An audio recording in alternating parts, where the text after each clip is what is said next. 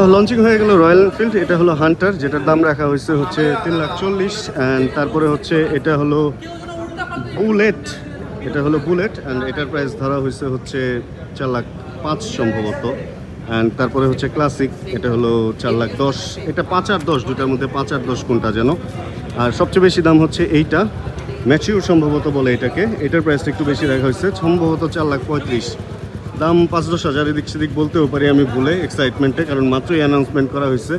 ঠিকঠাক মতো আমার নিজেরই খেয়াল নাই যে কোনটার দাম কত। একটু পরে দাম আসলে আর একটু ভালো বলতে পারবো। ভাই আপনি আমার একটু বলেন তো, ওটা হলো 4,40,000, 3,40,000 সরি 3,40,000। এটা হলো 4,05,000, এটা হলো 4,10,000, নাকি এটা 4,05,000 এটা 4,10,000? ওই 5 আর 10 এর ভিতরে বেস্টটা লাগছে আর ওটা 35, 4 লাখ।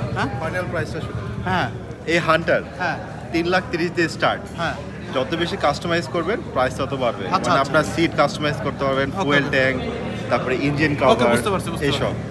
তারপর আপনার আসছে বুলেট। হ্যাঁ বুলেটের প্রাইস স্টার্ট হচ্ছে 4,10,000। 4,10,000 এটাও স্টার্টিং পয়েন্ট। ওকে মানে যত কাস্টমাইজ হবে তার প্রাইস বাড়বে। ওকে আর এটা হচ্ছে ক্লাসিক। হ্যাঁ। ক্লাসিক হচ্ছে 4,05,000।